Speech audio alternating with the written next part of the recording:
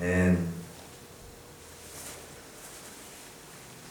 우리 로마서 16장의 대장정의 마지막 단원에 이르렀습니다. 신약 성경 가운데에서 가장 긴 독설로지, 영광의 노래, 우리가 성령이라고도 하는 이 헬라어 독사 영광과 헬라어 로고스 말씀, 그 두 개를 합쳐서 우리가 성령 독설로지 이렇게 부르는 그 말씀입니다. 그 성령, 영광성, 우리 주님께 영광을 돌리는 말들, 우리 신약성경 서신들 끝자락에 주로 놓여져 있는데, 오늘 우리가 읽었던 이 25절로부터 27절은 신약성경에 있는 성령 가운데 가장 긴 성령입니다. 그러나 3절밖에 되지 않지요. 성령으로서는 가장 길지만, 하나님께 영광을 돌리는 말로서, 끝맺는 말로서는 가장 길지만, 또 이 세 구절이라고 하는 짧은 구절 안에 바울은 로마서의 복음을 축약시키고 또 요약해서 우리들에게 전해주고 있습니다. 그래서 이제 우리 로마서의 말씀을 마치면서 바울이 마지막으로 전하고 있는 이 내용들을 우리가 살펴보고, 오늘 우리도 이 로마서의 긴 마라톤을 이제 마치려고 하는데요. 제가 잠시 아까 설교하기 전에 우리 성경 교독할 때 21절을 읽었던 이유가 24절에 없음이 있는 부분들을 제가 이걸 일부 예배 때는 나누지 않았거든요. 그래서 이걸 나눌까 아니면 불필요할까 잠깐 제가 이제 그 생각을 하면서 24절 부분들을 생각하는 통에 위로 올라가 버렸어요. 21절로 올라갔는데, 성경을 읽을 때 가끔 가다 보면 없음이라고 하는 구절이 나오죠.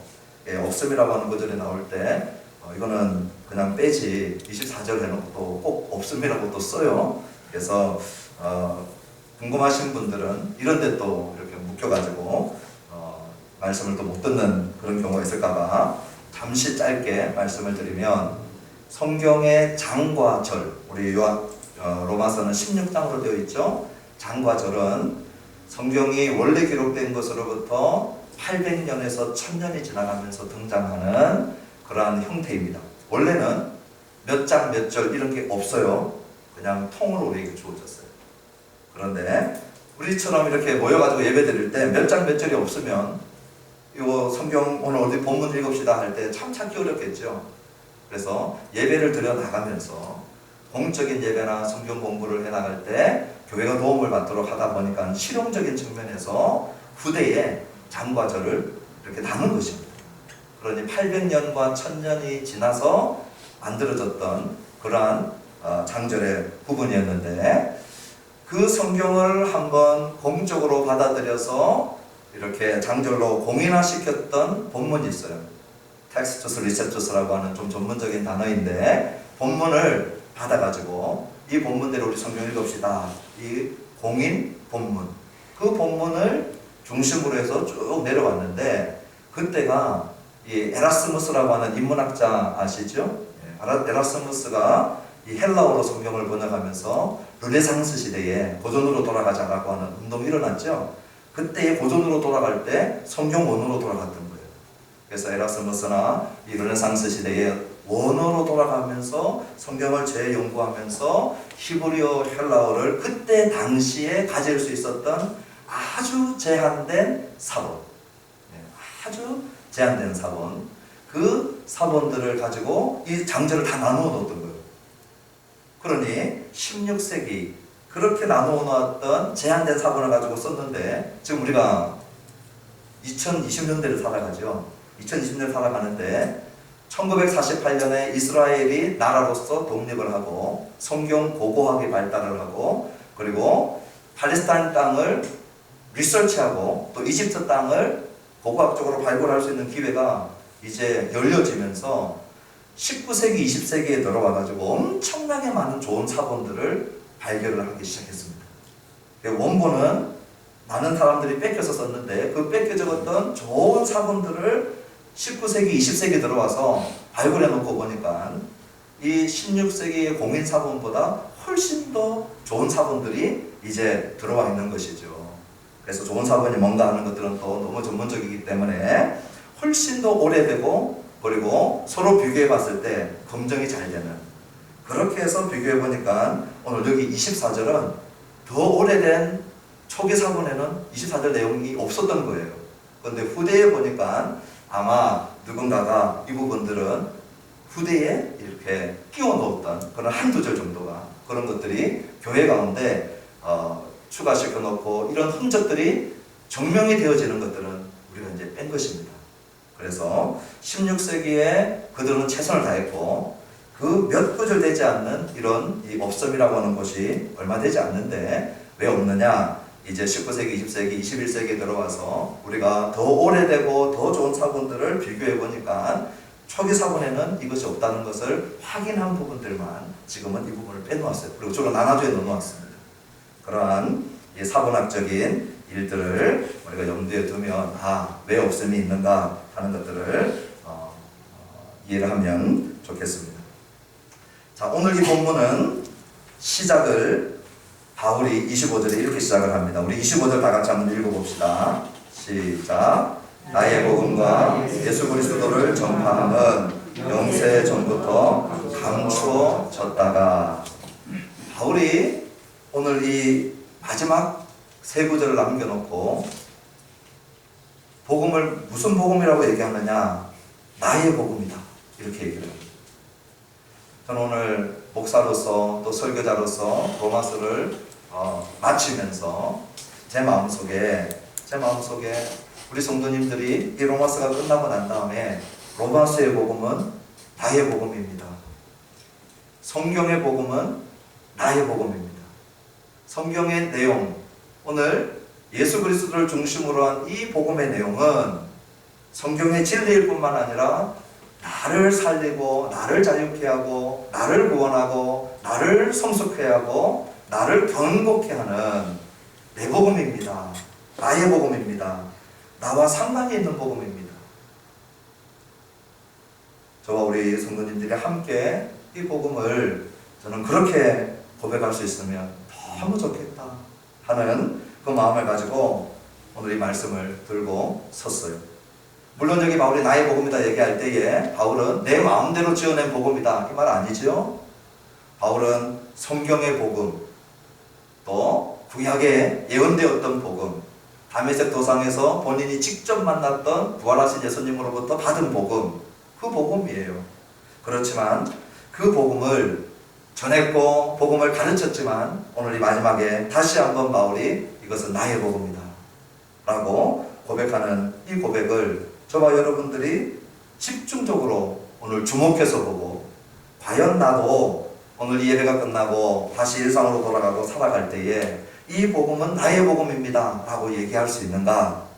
만약에 아직 그렇게 되지 못했다면 오늘 이 마지막 로마서의 이 마지막 설교를 들으면서 오늘 어떤 의미에서 바울이 나의 복음이라고 했는가 다시 한번 살펴보고, 오늘 예배가 끝날 때 우리 모두가 이 복음은 나의 복음입니다, 그런 고백이 나올 수 있게 되기를 주님의 이름으로 축원합니다. 네. 이 고백의 제일 중심은 바울이 아닙니다. 이 고백의 제일 중심은 바울의 은사도 능력도 아닙니다. 이 복음의 가장 중심에는 누가 있느냐? 예수님이 계십니다. 오늘 25절을 보니까 예수 그렇게 얘기를 하고 있죠. 나의 복음 그리고 예수 이렇게 되는 것이거든요. 그러니 복음의 중심에는 예수님이 계신데 그 예수님이 누구신가? 그리고 그 예수님이 무엇을 하셨는가? 이 두 가지를 다 알아야 복음을 아는 것입니다. 복음의 중심은 예수인데 예수님이 누구시냐? 바울은 그리스도라고 얘기합니다.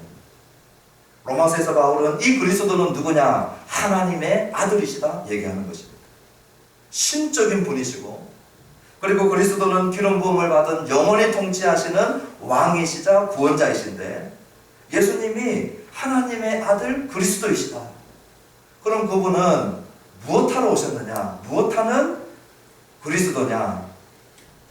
하나님의 진노 아래 이방인과 유대인이 모두 놓여 있었는데 차이점은 뭐냐? 이방인은 율법 없이 범죄한 자로서 하나님의 진노 아래 놓여 있었고, 유대인들은 율법을 책으로 가지고 율법을 못 지키면서 하나님 앞에 범죄한 자가 되어서 이방인이나 유대인이나 전부 다 하나님의 엄중한 진노 아래, 심판 아래 놓여 있었는데, 우리 예수님께서 그 엄중한 형벌과 죄값을 우리 예수님이 친히 자기 몸으로 화목제물이 되어주시고 속량, 값을 지불하고 죄수와 노예를 그 종살이에서, 감옥에서 끄집어내는 우리 예수님께서 화목제물과 속량이 되어주셔서, 다시 말하면 나를 살리시려고 내 대신 우리 예수님께서 값을 지불하셔서 우리로 하여금 하나님의 진노와 심판에서 건져내게 하신 분. 바울이 나의 복음의 중심에는 예수는 그리스도고, 그 그리스도는 나의 구원을 위하여 속량과 화목제물이 되어주셨다. 근데 이 그리스도를 전파함이, 이 그리스도의 복음이 어떻게 우리들에게 나타나게 되느냐, 오늘 25절 끝에 보니까 감추어졌다가 나타났다는 거예요. 영세전부터 감추어졌다. 창세기 1장 1절에 시간과 공간이 시작되어지는데 그 이전, 저와 여러분들에게는 상상할 수 없는 지점으로 가는 것이죠. 저와 여러분들은 시간과 공간이라고 하는 것에서 자유로워 본 적이 단 한 번도 없어요. 응애하고 태어나서 마지막 호흡을 끝나고 죽을 때까지 우리는 시간과 공간 안에 갇혀 있어요. 창세기 1장 1절 이후에 우리는 존재하고 살아가지만, 우리 하나님은 창세기 1장 1절 이전에도 존재하셨던 하나님이십니다. 할렐루야. 영세전부터 계시던 그분이, 그분 안에 이 감추어져 있던 것인데, 이것이 어떻게 되느냐, 우리 26절 같이 한번 읽어보십시다. 시작. 이제는 나타내신 바 되었으며 영원하신 하나님의 명을 따라 선지자들의 글로 말미암아 모든 민족이 믿어 순종하게 하시려고 알게 하신 바 그 신비의 계시를 따라 된 것이니, 이 복음으로 너희를 능히 경고하게 하실. 이제는 나타내신 바 되어졌다는 거예요. 감추어졌다, 수동태로 되어져 있거든요. 그리고 26절에 이제는 나타내어진 바 되었다, 역시 수동태입니다. 우리 하나님이 주체가 되어서 일하실 때 이런 수동태를 써요. 감추어졌던 것이 나타나지는 그 복음을 바울은 나의 복음이다 그랬는데, 이 복음을 로마서 1장에서 뭐라고 얘기하고 있는가, 우리 로마서 16장을 책갈피를 해 놓으시고 로마서 1장을 한번 다 같이 가보시겠습니다.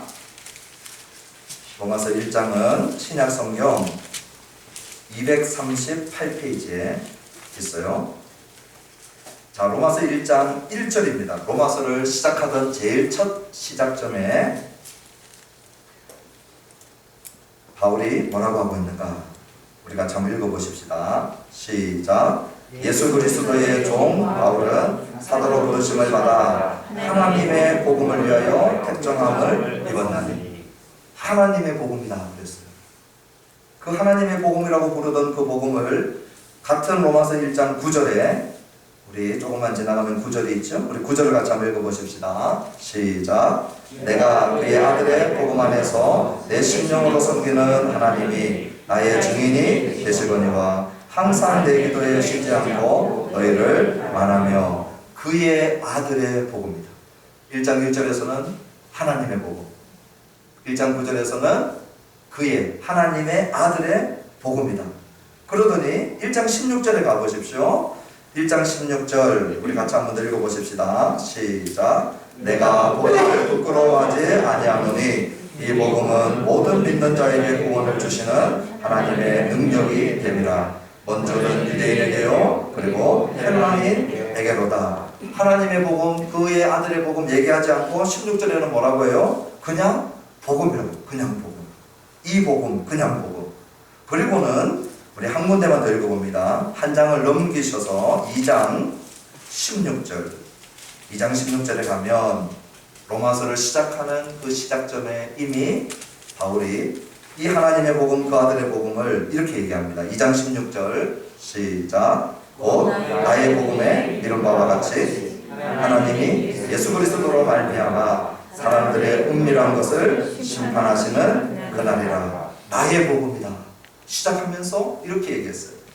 그러니 바울은 그 복음의 중심에 예수 그리스도가 계시고, 그리고 그 복음을 하나님의 복음, 그의 아들의 복음, 복음이라고 얘기했고, 그리고 시작할 때부터 나의 복음이다 얘기하고, 로마서 1장, 2장, 3장, 16장까지 달려와가지고 이제 16장을 마치면서 16장으로 다시 돌아와서 25절을 시작하면서 마지막 독설로지, 이 영광의 노래를 부르면서 하나님께 영광을 돌리면서 이 복음을 나의 복음이다 라고 얘기하고 있는 것이지. 이 복음이 어떻게 우리들에게 전파되어지고 나타나는가 하는 것은 감추어졌던 복음, 그러나 이제는 나타내어진 바 되었다 그랬죠. 그 나타내어질 때에 어떻게 나타내어졌느냐, 26절 중간에 보니까 선지자들의 글로 말미암아 그랬어요. 여기 선지자들의 글은 우리가 문자 그대로만 보면 구약성경에 이사야나 에스겔이나 예레미야와 같이 두꺼운 글을 썼던 대선지자나, 아니면 요나, 미가, 하박국, 스가랴 이런 12명의 소선지자들이 있거든요. 그런 대선지자, 소선지자들만 얘기하는 게 아닙니다. 바울은 신약성경은 구약성경을 언급을 할 때 3등분해서 언급을 할 때는 이렇게 언급을 해요. 모세의 율법과 선지자들의 글과 시편에 이렇게 얘기를 해요. 그것이 유대인들이 구약을 나누었던 분류였거든요. 분류시켰던 세 방법이었거든요. 그런데 항상 그 세 개로만 얘기하는 것이 아니고 어떤 때는요, 시편에 이르기를 해놓고는 그게 구약성경 전체를 가리켜요. 어떤 때는 율법에 이르기를 해놓고 그것이 구약성경 전체를 가리켜요. 어떤 때는 선지자들의 글에 해놓고 그것이 구약성경 전체를 가리켜요.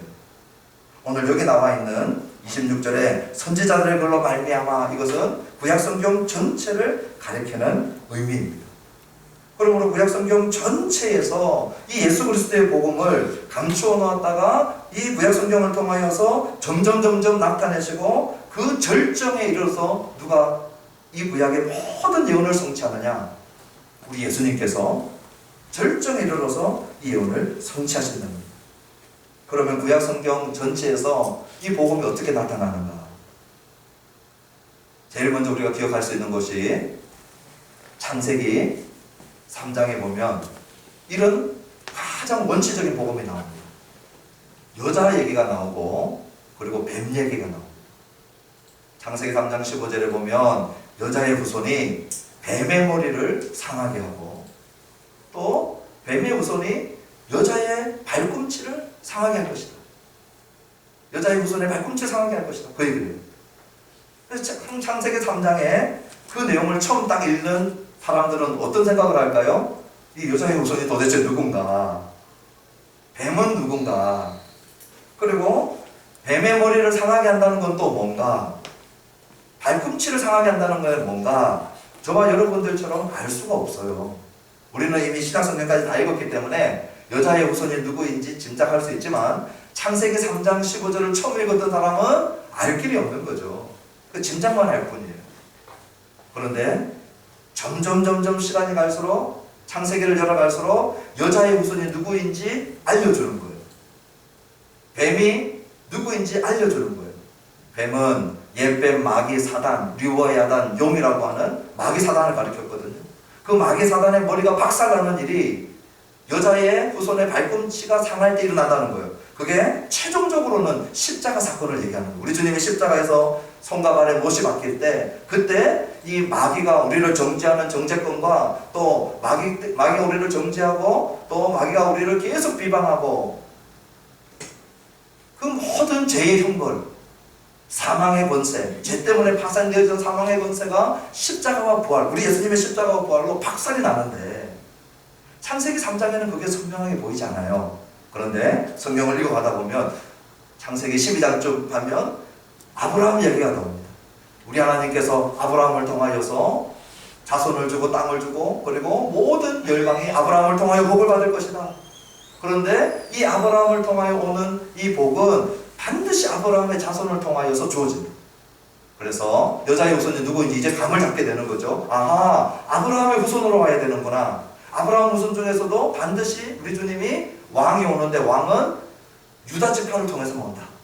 유다 지파를 통해서 와야 되고, 그 유다 지파를 통해서 왕권을 장악하는 사람은 다윗의 후손이어야 된다. 사무엘하 7장에 다윗의 후손으로 와야 돼요. 그래서 성경을 읽어 나가면 여자의 후손이 누구인가를 처음에는 잘 모르게 두리뭉실하게 얘기하지만 창세기, 출애굽기, 레위기, 구약 성경을 쭉 읽어 나가다 보면 여자의 후손이 누구인지 구체적으로 얘기해 주는 것이죠. 여자의 후손이 올 때 어떻게 오느냐? 이사야 7장에 보니까 동정녀 처녀의 몸을 통하여 오신다는 거예요. 어디로 오시느냐? 미가서 5장에 보니까 베들레헴이라고 하는 마을에 오신다는 거예요. 그럼 오셔서 그분은 어떻게 되느냐? 이사야 53장에 보니까 죄 없으신 분이 죄인을 대신하여서 죄짐을 짊어지고 대신 대속의 죽음을 죽는다. 대속의 죽음을 죽을 때 뭐라고 부르짖으면서 죽어가느냐? 시편 22편에 보니까 나의 하나님 어찌하여 나를 버리셨나이까? 그렇게 부르짖으며 의인이 죄인 취급받으며 죽는 거예요. 시편 16편에 보면은요, 수월의 그 죽음을 방치하지 않고 멸망 가운데 내버려 두지 않는다는 거예요. 방치하면 어떻게 되는지 아세요? 지금같이 5, 6월에 무더위면요, 금방 썩은 냄새가 나고 그리고 헐고로 돌아가요. 그런데 우리 예수님의 몸은 그렇게 두지 않겠다고 시편 16편 10절에 얘기해놓고 있는 거예요. 죽음에서 부활. 우리 부활하시는 우리 예수님을 어떻게 하느냐? 시편 110편 1절에 보면 하나님 보좌 우편에 앉히겠다는 거예요. 우리 주님이 죽으시고 부활하시고 부활하고 난 다음에 우리 주님은 하나님 보좌 우편에 앉으십니다. 그것이 시편 110편에 이미 예언되어져 있어요. 다윗의 시에 이미 예언되어져 있어요. 그 시편 110편의 말씀을 통하여서 우리 주님이 하나님 보좌 우편에 앉으셔서 뭐 하시느냐? 이제 우리하고 상관도 없이 너무 멀리 가셔가지고 오늘 저와 여러분들의 신앙생활하고 아무 상관없이 계시는 것이 아니고 그 하나님 보좌 우편에 앉으셔서 통치하기 시작하시는데 그 통치의 방법으로 성령님을 믿는 신자와 교회에게 보내주십니다. 할렐루야. 요엘서 2장 2절에 요엘이 예언했던 마지막 날에 그 성령 보내주시는 그 사건이 우리 예수님이 천상 보좌에 앉으셔서 통치하시는 그 통치의 첫 사역이었고 통치 방법이었어요. 지금도 믿는 신자와 교회에게 성령 보내주셔요. 지금도 성령으로 우리 안에서 예수의 영으로 오신 성령이 지금도 우리를 통하여서 예수님의 지상사역을 계속 해나가도록 우리를 예수 닮는 사람으로 바꾸어 나가시고 예수님 하셨던 사역을 하도록 신자와 교회 안에서 지금도 역사하시면서 통치하고 계시는 거예요. 그리고 스가랴 14장에 보면 우리 예수님 다시 재림하는 사건이 언급되어져요. 놀라운 권능으로 우리 주님이 재림하셔요. 이거 지금 신약 성경 얘기하는 거 아닙니다. 제가 전부 다 구약 얘기한 거예요. 그러니 구약 성경을 통하여 선지자 예언을 통하여 우리 예수님에 대하여서 나타내어 주십니다. 그랬을 때에 세 번째 26절 중간 하반절에 보면 알게 하신 바 그랬죠? 알게 하신 바. 이것도 수동태예요.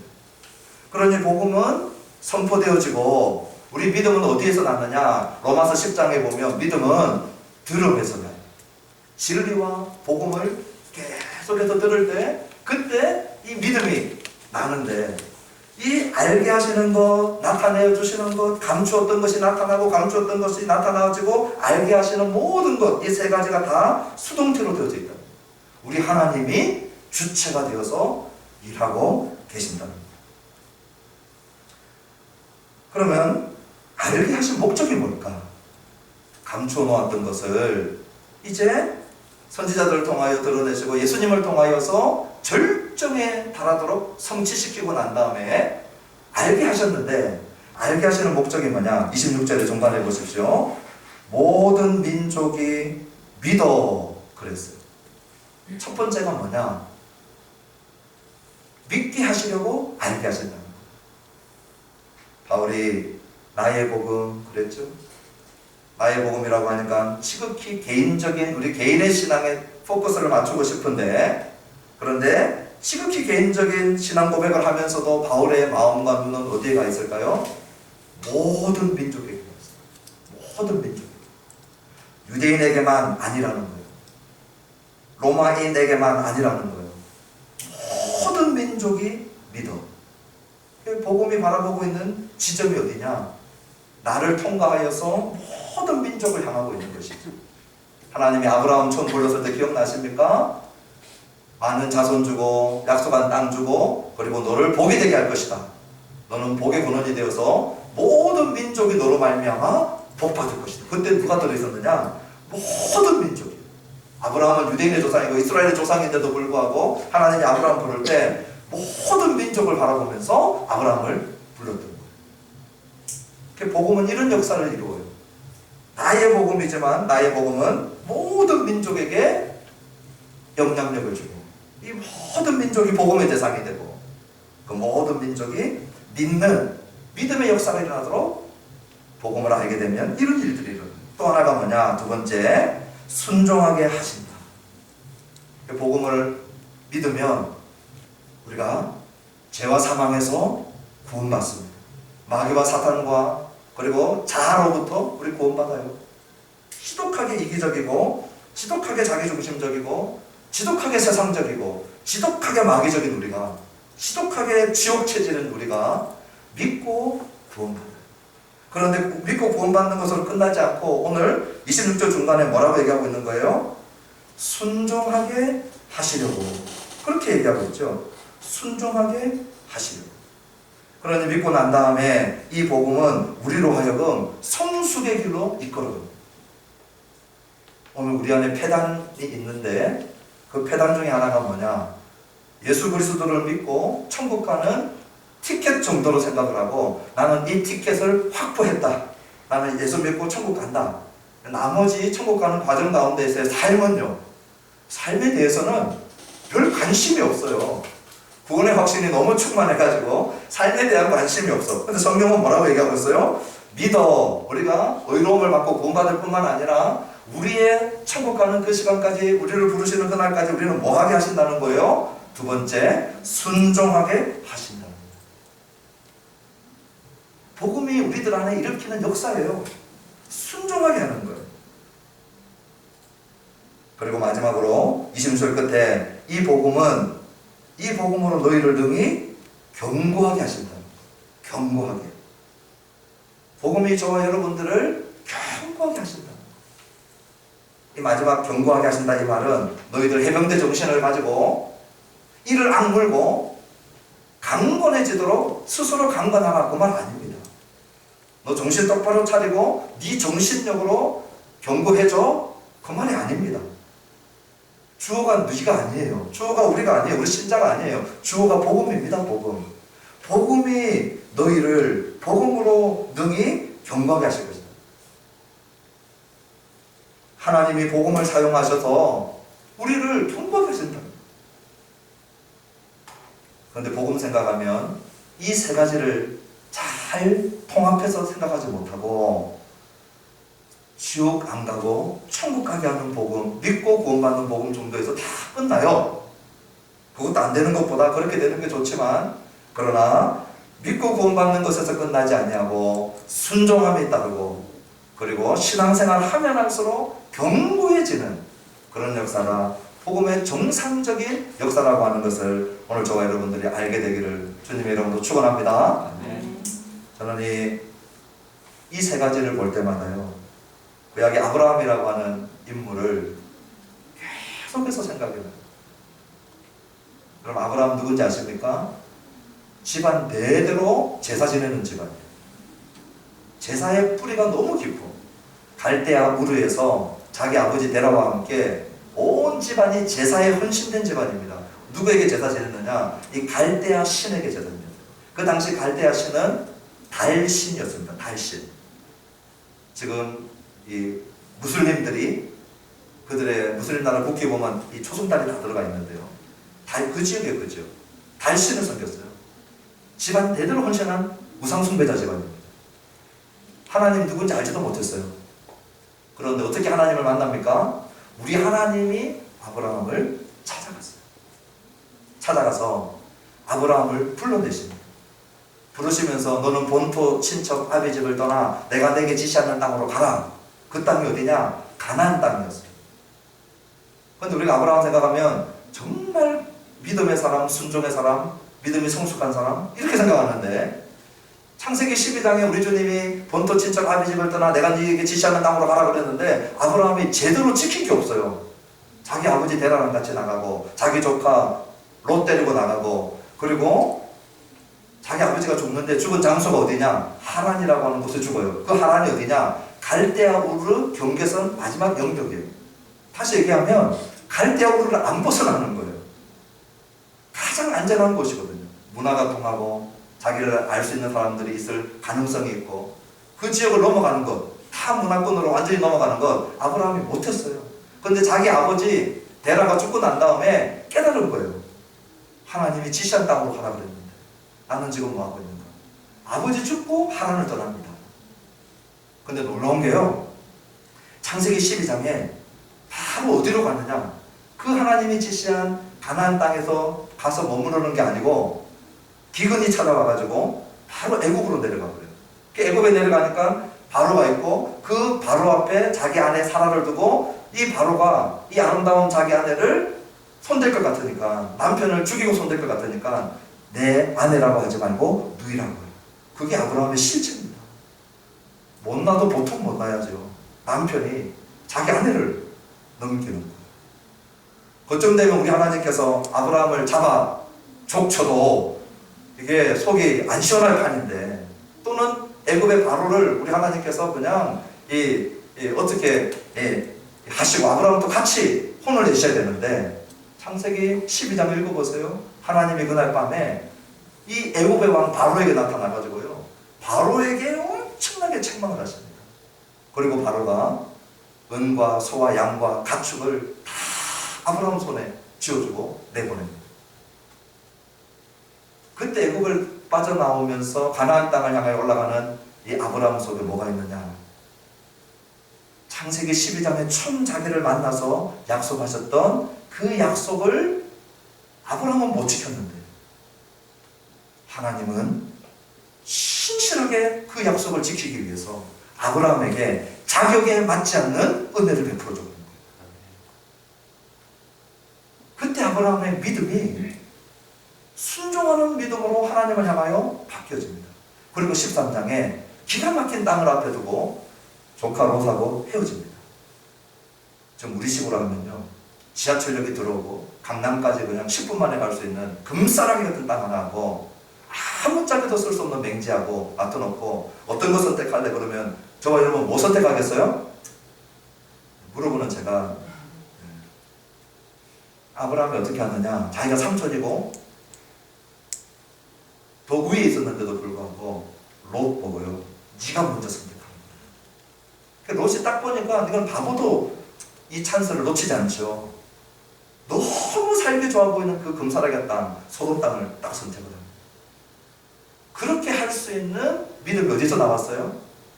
자격 없는 자기 자신에게 은과 소와 양과 가축들을 지어주신 그 하나님이 나의 생명의 근원이실 뿐만 아니라 나의 공급자가 되신다 하는 것을 아브라함이 경험하고 체험하고 한 거예요. 복음을 맛보고 경험한 거예요. 그리고 난 다음에 바로 그 다음 장에 롯 보고 네가 선택하라. 이러한 패턴이 아브라함의 삶에 전체 이어집니다. 창세기 20장에 가면 한 번 더 아브라함이 자기 아내를 팔아넘겨요. 이번에는 그랄 땅으로 내려갑니다. 가나안 땅이 아닙니다. 벗어났어요. 그 그랄 땅에 내려갔더니 그 왕인 아비멜렉이 기다리고 있었는데 또다시 그 12장의 실수를 또 반복한 거예요. 우리 신앙생활 하다가 내가 이 정도 성숙했는데 또다시 넘어지고 실패할 때 나는 왜 이럴까? 아브라함도 똑같은 심정이었어요. 자기 아내 사례를 아내라고 하지 말고 너 누이라고 해라. 그런데 우리 하나님이 그날 밤에 이 그랄 왕 아비멜렉에게 나타나셔가지고요, 아비멜렉을 너무나도 혼내시고 책망하셔요. 그 아비멜렉이 마치 애굽의 바로처럼 다시 은과 양과 소와 모든 가축들을 아브라함에게 다 지어주고 또 내보냅니다. 하나님은 처음 아브라함에게 약속하셨던 그 약속 지키시는 거예요. 너를 통하여 자손과 땅과 너를 복의 근원이 되게 하겠다. 아브라함은 그 자격이 없는 모습으로 계속 드러났어요. 그런데 하나님이 신실하게 자기 언약을 하나님이 신실하게 지키시면서 자격 안 되는 아브라함에게 뭘 베풀어 주셨느냐? 끊임없이 은혜를 베풀어 주신 거예요. 구약의 아브라함이 복음을 그렇게 만났어요. 그렇게 20장에 또다시 넘어지고 쓰러진 아브라함이 그 복음을 만나고 난 다음에, 그 은혜를 만나고 난 다음에 21장에 하나님이 애굽 종 하갈로도 약속한 자손 주는 것이 아니고 네 아내 사라를 통하여, 이미 경수가 끊어진 여인을 통하여, 이제 백세를 내다보고 있는 너를 통하여 아들 주겠다. 그리고 21장에 이삭이 나옵니다. 그리고 마지막으로 아브라함의 생애의 믿음의 제일 정점, 창세기 22장에 모리아산에서 이삭을 바치라. 그 독자 이삭, 약속의 아들을 번제로 바치라. 그때 아브라함이 어떻게 합니까? 그 이삭을 데리고 하나님이 하라고 한 그대로 순종의 길을 걸어서 하나님이 하라고 한 그대로 번제로 자식을, 이삭을 잡으려고 하는 그 순간까지 가는 믿음, 성숙한 믿음, 견고한 믿음, 믿음의 절정. 모리아 산상에서 22장의 아브라함이 그 믿음의 절정까지 올라가는 거예요.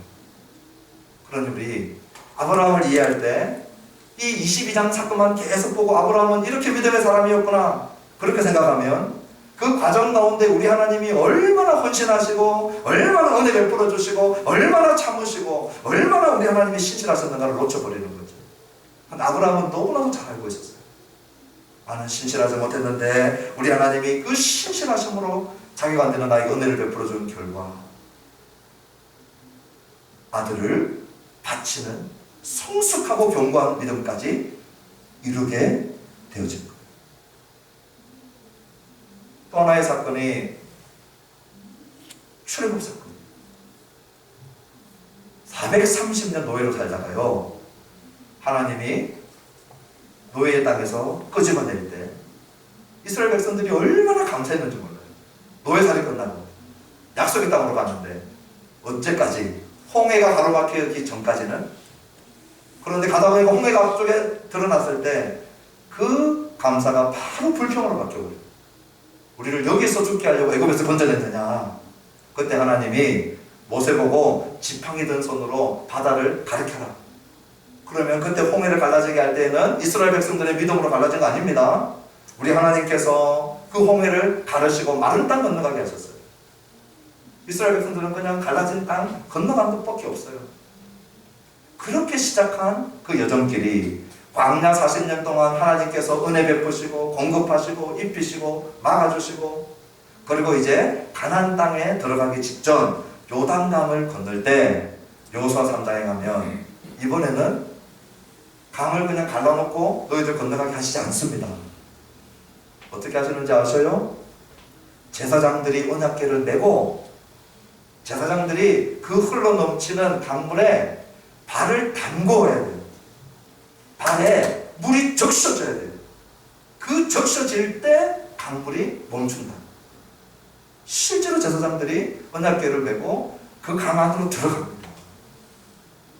그러니 하나님이 홍해를 가르신 그때부터 베풀어 주신 은혜와 공급과 그 신실하심이 이제 가나안 땅에 들어갈 때 그 요단강을 향하여서 자기의 발을 집어넣는 그 성숙과 견고함으로 나아가게 하는 것이죠. 오늘 복음은 오늘 우리로 믿게 할 뿐만 아니라, 오늘 복음은 우리로 순종하게 할 뿐만 아니라, 오늘 복음은 우리로 견고케 하시는 줄 믿으시기 바랍니다. 오늘 믿고 구원받는 그 믿음에서 순종하는 믿음으로 나아가고, 순종하는 믿음에서 견고해지는 믿음으로 나아갈 때 나의 행위, 나의 개인의 경건, 나의 개인의 영성이 아니라 오늘 우리가 언약의 신실하신 하나님, 그의 은혜, 그의 복음인 줄 믿으시기를 주님의 이름으로 축원합니다. 아멘. 우리 마지막 27절 합독해 보십시다. 시작. 지혜로우신 하나님께 예수 그리스도로 말미암아 영광이 세세 무궁하도록 있을지어다. 아멘. 로마서 16장 마지막 장의 마지막 절입니다. 우리가 많은 시간을 들여서 이 로마서의 이 대하 드라마의 대단원의 지금 마지막 단원, 마지막 절에 와 있어요. 제가 이 27절을 읽어보면서 그런 느낌이 들어요. 제가 어렸을 때 이 국군의 날 같은 행사를 그때는 크게 프레이드를 했습니다. 요즘에는 그 정도 안 하는 것 같은데 그때는 방송 3사가 그냥 틀면 딴 거 안 나와요. 군인들 행진하는 거 그거 다 보여줬거든요. 그러면 신식 무기도 나오고 전략 무기도 나오고 군인들이 얼마나 연습을 했는지 기가 막히게 발을 맞춰서 착착착착 걸어옵니다. 그래서 그 프레이드에 온통 관심이 다 가 있을 때 그때 갑자기 앞쪽에서 우렁찬 목소리로 뭐 무양문지 경례인지 뭔지 모르지만 그 목소리가 쫙 퍼지면 고개가 그 단상에 있는 대통령을 향하여 고개가 쫙 돌아갑니다. 기가 막혀요. 그거 제일 잘하는 나라가 우리 위에 동네 분들이죠. 그분들 김정은, 김정일 향하여 고개를 쫙 돌립니다. 마치 로마서가 그래요. 로마서 1장부터 16장까지 이 복음의 행진이 엄청나게 밀려들어옵니다. 한 장 한 장 갈 때마다 이 복음의 파도가 겹겹이 밀려들어오는데 그 제일 마지막 하이라이트에 그 초점을 어디에 맞추느냐, 우양우 딱 하면은 우리 영광의 하나님이 초점에 딱 하게 돼요. 그 복음을 듣고 아는데 그 끝점이 어디냐, 하나님께 영광 돌리게 하는 복음이라는 거예요. 사람에게 영광 돌리는 것이 아니고 우리 하나님께 영광 돌리게 하는 것이 이 복음의 하이라이트요 끝점이라는 거예요. 오늘 27절에 그 하나님을 지혜로우신 하나님 그랬어요. 로마서 11장 33절에 깊도다 하나님의 지혜와 지식의 풍성함이요 그의 판단은 헤아리지 못할 것이요 그의 길은 찾지 못할 것이로다. 우리 하나님은 지혜로우신 하나님, 지혜와 지식이 풍성하신 하나님. 그래서 가장 수치스러운 십자가의 죽음, 가장 저주스러운 십자가의 죽음, 가장 미련해 보이는 십자가의 죽음으로 그 저주와 수치와 부끄러움을 해결하시고 죄와 정죄와 형벌을 해결하시고 우리가 상상할 수 없는 하나님의 지혜. 어떻게 유대인들이 믿음에서 떨어져 나갔던 감람나무에서 원가지가 꺾여져 나갔는데 그 꺾여져 나간 틈으로 돌 감람나무를 접붙이셔가지고 그 접붙여진 돌 감람나무에서 더 풍성한 열매를 맺는 것을 보고 원 감람나무 가지들이 시기하여서 돌아오게 만드시고 하나님의 지혜. 이스라엘 백성들이 끊겨져 나간 그곳에 이방인들이 믿어서 하나님 백성 되게 하시고 이방인들이 믿어서 하나님 백성 되는 모습을 보고 이스라엘 백성들이 그 안에서 시기하여서 우리의 그리스도를 저들이 믿는구나, 그 시기하는 마음이 그들로 하여금 다시 그리스도에게로 돌아오게 하시는 하나님. 상상할 수 없는 그 하나님의 지혜와 지식에 풍성하신 하나님. 그 하나님께 그리스도 예수로 말미암아 영광이 세세무궁토록 있을지어다. 오늘 말씀을 맺으면서 나의 복음 무엇인가? 저는 오늘 로마서를 끝내면서 설교자가 아니고 목사가 아니고 한 개인이 하나님 앞에서 나는 나의 복음에 대해서 뭐라고 고백할 수 있을까? 저는 불신자 집안에서 태어났습니다. 저희 아버님은 제사에 헌신하신 분이었어요. 제가 진주정시 공대공파인데 저희 아버님이 진주정시 공대공파, 저희 아버님 고향이 전남 광양이셨는데 전남 광양의 종친회 회장이셨어요. 우리 할아버지 제사만 해도 바쁜데 종친회 제사까지 다 챙겨서 제문 쓰셨던 거예요. 제문. 붙들고 제문을 쓰셨던 분이었어요. 그러니 저희 아버님이 교회를 간다? 저희 어렸을 때는 상상할 수 없는 일이었어요. 마지막에 저희 아버님은 예수님 믿고 집사님이 되셔서 돌아가셨습니다. 주 예수보다 더 귀한 것이 없느냐, 본인이 가장 사랑하는 거라고 그랬어요. 저희 어머니도 집사님이 되셔서 두 분 다 신자로 돌아갔는데 어렸을 때는 우리 집에 있을 사람 없었어요. 근데 저희 삼촌이 고신대학교에서 신학 공부를 하고 있었어요.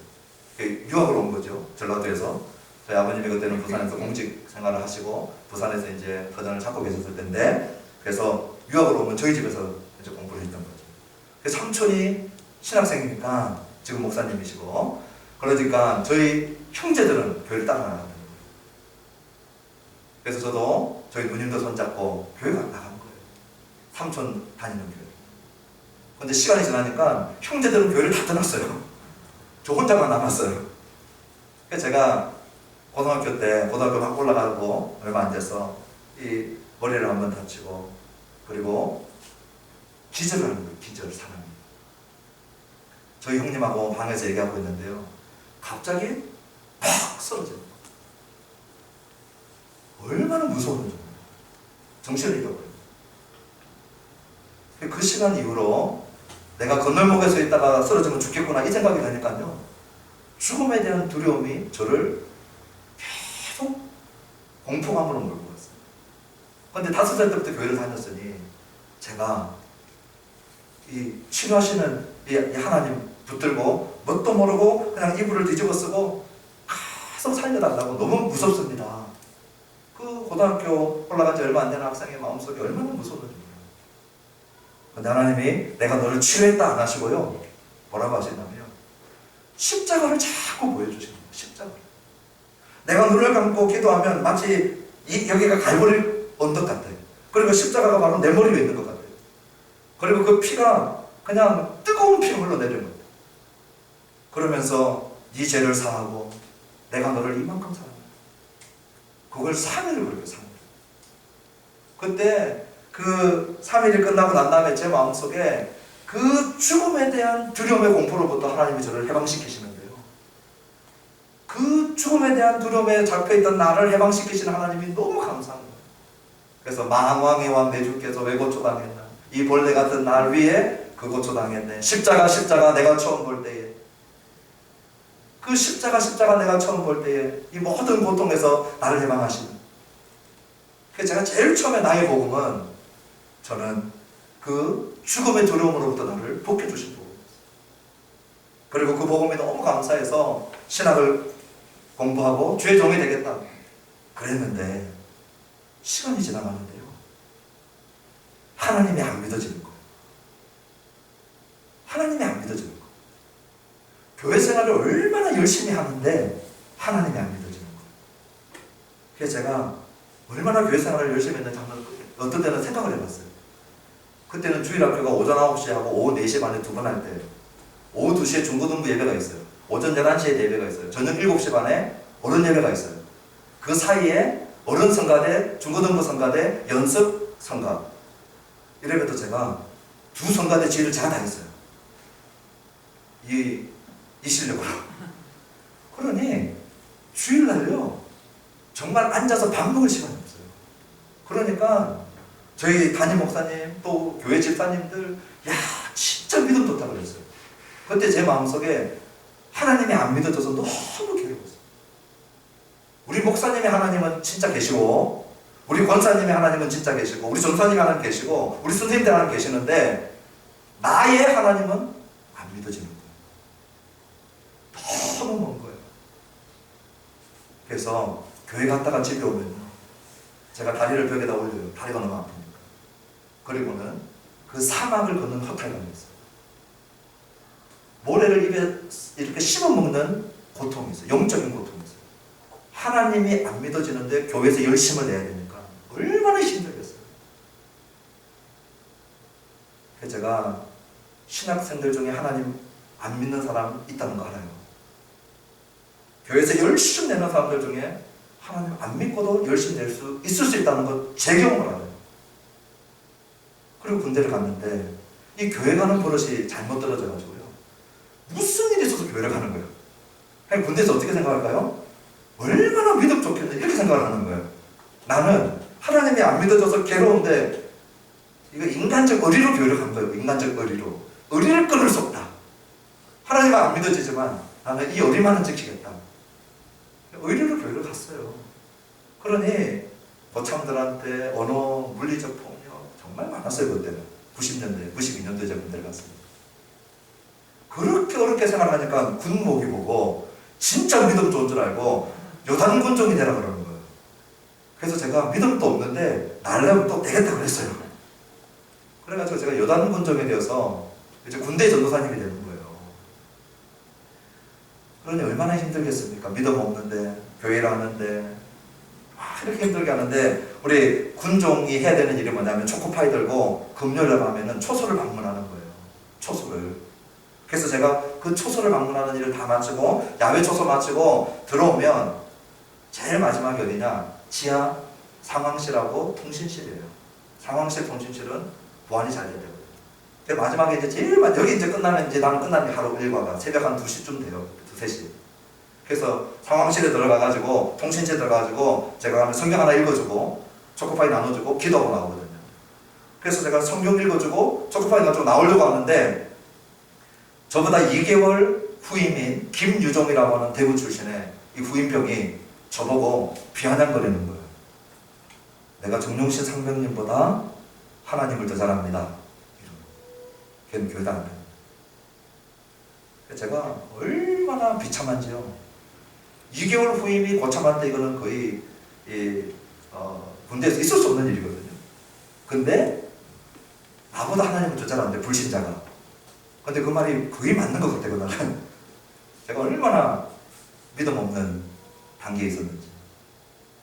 그래서 이제 군대는 짬밥이라는 게 있어요. 군대 계급으로 눈 감아. 그리고 제가 위로 붙여서 기도하고 그때 짧게 예수님에 대해서 설교하고 그리고 돌아갔어요.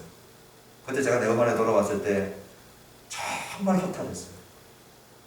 불신자 후임병 2개월 나보다 밑에 있는 쫄병인데 걔네한테 내가 이런 얘기를 들으면서 살아야 되나. 그리고 앉아있는데 이 김유정 장병이 근무를 마치고 올라온 거예요.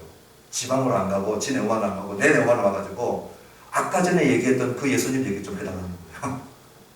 그러니까 내가 그 얘기를 해줄 수 있다. 왜? 그랬더니 좀 따라와 버려요. 그래서 우리 2층으로 되어 있는 여단본부는 군대는 막사 다 커튼을 칩니다. 불빛이 못 나가도록. 그 캄캄한 2층 계단에 우리 둘이 앉았고 저 창문 쪽에 커피 자판기 100원 넣고 먹는 커피 자판기가 돼 있었어요.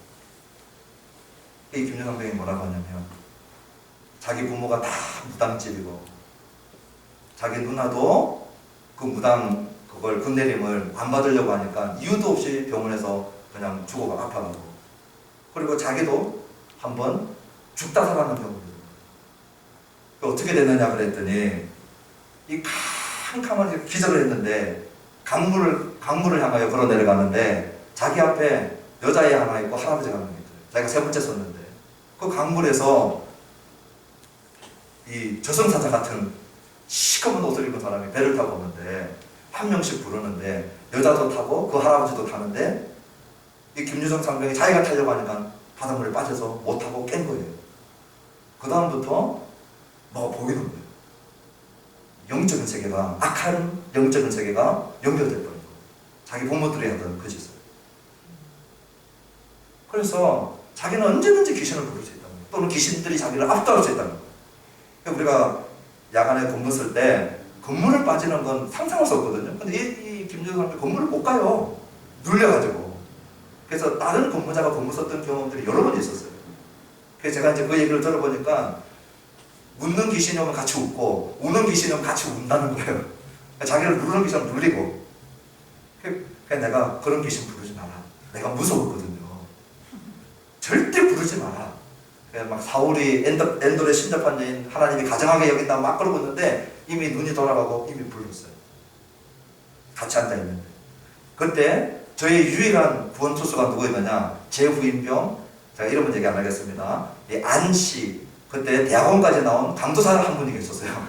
나보다 나이가 훨씬 많아, 한 10살 많았던.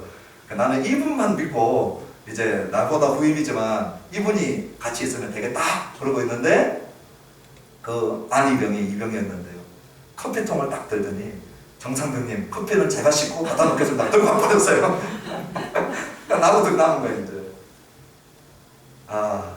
그래서 이제 긴 얘기들 제가 생각을 하고 그 40대 누가 왔냐 물어보니까 40대에 자기를 억압하는 그놈이 왔는데 제가 아무리 영적으로 무지해도요 그놈이 와서 이 김유성 선생한테 뭐라고 하냐면 네 옆에 있는 그 사람 얘기 듣지 말고 빨리 내려가라 그래. 그놈이 와, 저 사람이 와서 니는 보이고 나는 안 보이니까 어차피 뭐라고 하냐 물었어요. 그랬더니 옆에 있는 저 얘기 듣지 말라고. 그래서 내가 무슨 얘기하고 있었냐면 예수님 얘기해달라고 그러거든 나보고.